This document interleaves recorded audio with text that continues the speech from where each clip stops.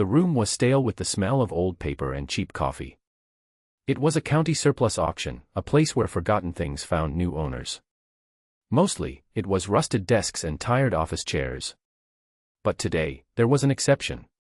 Parcel 7B. A sliver of land, just 10 feet wide and 300 feet long. It was unremarkable. It was useless. Or so it seemed. Mark Calloway, a man whose suit cost more than most cars in the parking lot, certainly thought so. He saw the parcel not for what it was, but for what it controlled. It was the only key to his $50 million development, a kingdom of pristine suburban homes currently landlocked and worthless without it. This auction was a mere formality. A bureaucratic hoop to jump through. The auctioneer, a man with a slow drawl and a weary face, opened the bidding. Lot 107, Parcel 7B. A 10-foot by 300-foot tract. We'll open the bidding at $200. A hand went up in the second row. It was a steady hand, weathered by time and work. It belonged to Arthur Vance. He was in his late 70s, with a quiet posture and eyes that had seen more than anyone in this room could imagine. "I have $200 from the gentleman in the flannel," the auctioneer droned. A ripple of snickering went through Calloway's row of young, ambitious associates. Calloway himself leaned forward, a predator's smile playing on his lips. He spoke loud enough for the entire room to hear. $200. Is that a joke? Arthur Vance did not flinch. He did not turn. He simply lowered his hand and waited. He had been waiting for 52 years. A few more minutes would not matter. Calloway was about to learn the difference between price and value. He was about to learn that the most powerful contracts are not written in boardrooms, but are sealed by promises made between generations. The story of this moment did not begin with the auctioneer's gavel. It began in the quiet autumn of 1971. Arthur was just back. Back from the mud, the noise, the jungle. Back from Vietnam. The world he had left was gone, replaced by one that did not understand where he had been or what he had done. He felt adrift, a stranger on his own family's farm. His father, Frank Vance, saw it. Frank was a man of few words, a veteran of a different war, the one they called the Big One. He understood silence. He understood the weight a young man carries home from a battlefield. One evening, as the sun bled across the horizon, Frank sat with Arthur on the porch. He didn't ask about the war. He never did. Instead, he pulled a worn leather pouch from an old wooden chest. From it, he carefully extracted a document. It was yellowed with age, folded so many times the creases were permanent. "My discharge papers," Frank said, his voice raspy. "From 44. Arthur looked at the paper. It was filled with official stamps, typed out names, and signatures. His father's history, condensed to a single sheet. "They were giving us boys anything to get us back on our feet," Frank explained, his finger tracing a line of text near the bottom. "Land, loans, promises. Most of those promises were smoke. Forgotten the minute the ink was dry." His finger stopped. He tapped a small, dense paragraph under a section titled, County Ordinance 78B, Veteran Readjustment. "But not this one," he said. "This one, they put a stamp on." Arthur leaned in to read. The language was archaic, full of legal jargon. But the meaning, once deciphered, was as clear as glass. It was a right of first refusal. A guarantee. The county, in its patriotic fervor of 1944, had acquired thousands of small parcels for the war effort. Most were for depots, access roads, and buffer zones that were never built. The ordinance granted any returning serviceman whose property abutted one of these parcels the absolute right to purchase that land should the county ever declare it surplus. The price was fixed. The opening bid of the public auction. "That strip of weeds," Frank said, gesturing with his chin toward the edge of their property. "The one that runs along the old fence line. 10 feet wide, 300 feet long. That's Parcel 7B. Arthur knew the strip. He had mowed it his entire life. They took it to build a service road to the munitions plant, Frank continued. They never built the road. They never built the plant. They just forgot the land. He looked his son squarely in the eye. The setting sun caught the fire in his. They'll forget this paper. They'll forget the promise. But the county clerk stamped it.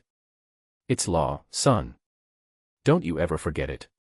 Arthur watched as his father carefully folded the document along its ancient creases and placed it back in the pouch.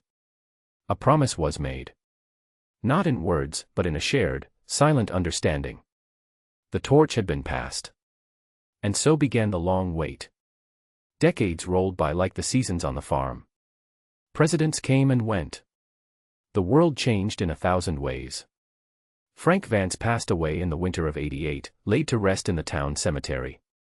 Arthur inherited the farm, the mortgage, and the quiet duty his father had given him. He never spoke of the discharge papers. Not to his wife, not to his children, not to a soul. It was a secret kept between a father and a son. But he never forgot. Every spring, he would take out the lawnmower. He would cut the grass on his own property. And then, he would cut the grass on the 10-foot by 300-foot strip of county land. His neighbors thought he was just being tidy. The county tax assessor, on his infrequent visits, probably assumed the land was part of Arthur's farm. It was an act of quiet maintenance. An act of faith. For 52 years, he mowed that grass. For 52 years, he waited for the world to remember what it had promised. Then, one day, the world came knocking. It arrived in the form of a surveyor's truck, followed by the low growl of bulldozers. The vast expanse of woods and fields behind Arthur's farm was sold. Sold to a massive corporation, Callaway Development. Signs went up, announcing a new community. Whispering Pines. Hundreds of luxury homes. A multi-million-dollar project. But the developers, in their rush and arrogance, had made a critical mistake.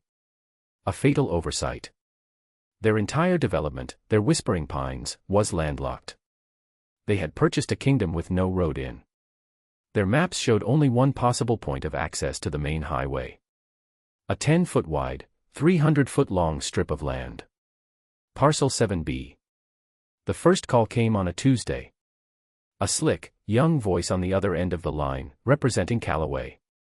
They offered Arthur $5,000 for a permanent easement across his property, just as a backup. A friendly gesture, the voice called it. Arthur stood in his kitchen, looking out the window at the land his father had worked. He listened patiently. When the offer was made, his reply was simple. No, thank you. He did not explain. He did not counter.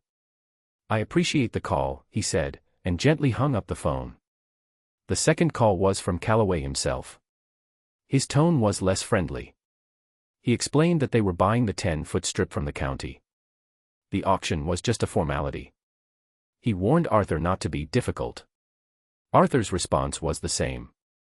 No.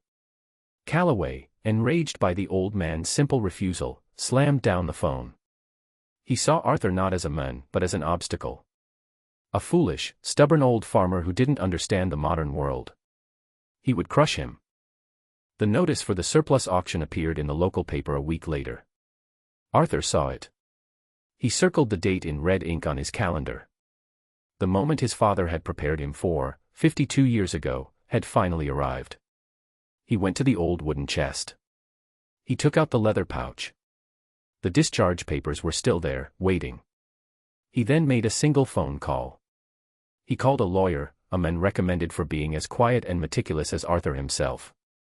The lawyer listened to the entire story, examined a copy of the document, and spent a week poring over dusty county records. When he called Arthur back, his voice was filled with a quiet reverence. Mr. Vance, he said, it's ironclad. They forgot. But the law never did. He gave Arthur simple instructions for the auction. Make the first legal bid, the lawyer advised. That is all you need to do. I will handle the rest. And so, Arthur found himself in the stale, crowded auction room, having just made his $200 bid. He heard the laughter. He heard Callaway's mocking words. He felt the condescending stares. None of it touched him. He was an oak, rooted in a promise made half a century ago.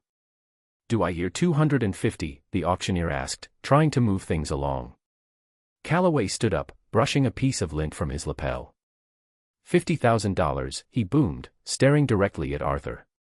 A collective gasp went through the room. This was power. This was a developer making a point. The auctioneer's eyes widened. I have 50,000. He looked at Arthur. Sir? Do you care to counter? Arthur Vance did not counter. He did not say a word.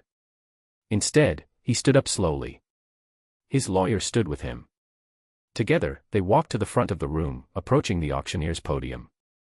Calloway smirked. He thought the old man was coming to protest, to complain. It was pathetic.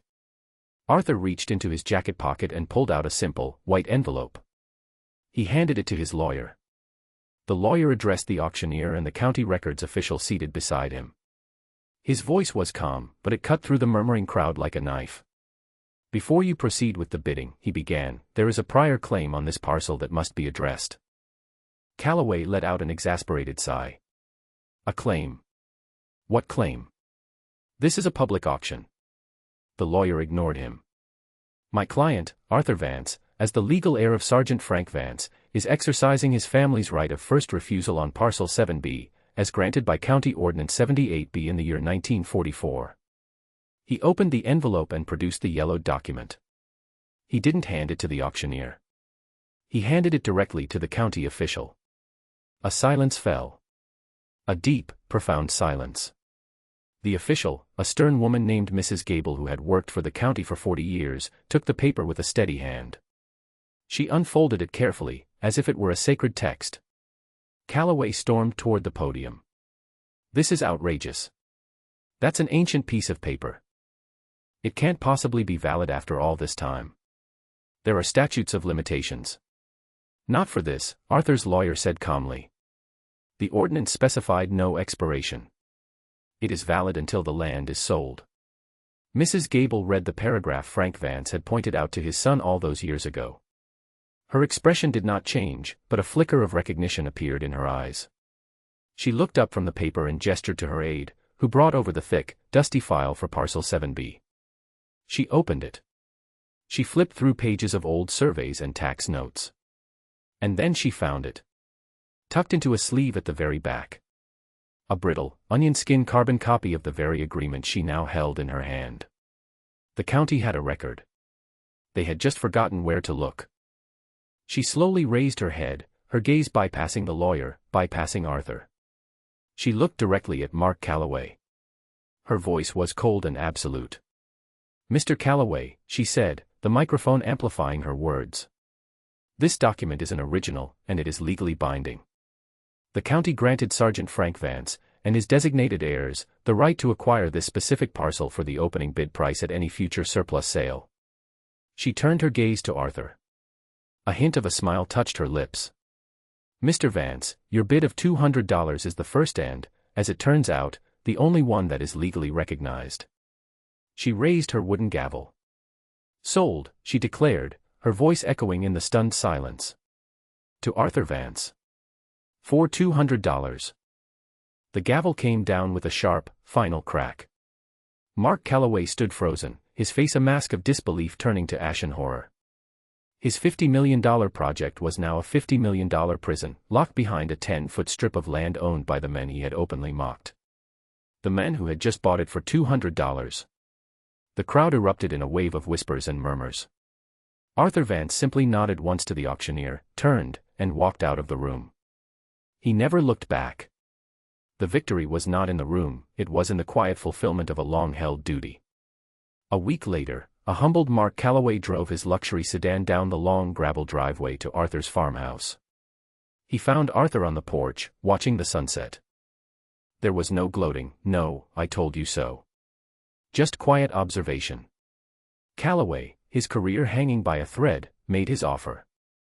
$1 million. Cash. For the 10-foot strip of land. Arthur listened. He thought of his father. He thought of 52 years of mowing that grass. He thought of the laughter in the auction hall. He took a slow breath, the country air clean and cool. The price, Arthur said calmly, his voice steady as a rock, is $10 million. Non-negotiable. You have 24 hours. Calloway choked. But he was trapped. His company was trapped. They paid. They had no choice.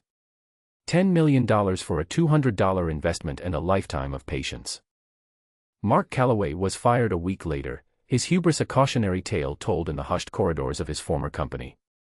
He had laughed at Arthur Vance. He was no longer laughing. The following Saturday, Arthur drove his old pickup truck to the bank. He deposited the check without ceremony. Then, he drove to the town cemetery. He walked to a simple granite headstone that read, Franklin T. Vance, SGT, U.S. Army. He knelt down and placed a small American flag in the soft earth next to it. He gently patted the top of the cold stone. "We did it, Dad," he whispered to the wind. "They forgot. But we didn't." He stayed there for a long time, a son sharing a quiet victory with his father, as the sun set on a promise finally fulfilled. Some legacies are measured in acres or dollars. But the greatest legacies are measured in memory, in promises kept across generations. Patience and principle, in the end, are worth more than all the hurried ambition in the world, a lesson written not on a check, but on a father's faded discharge papers from 1944.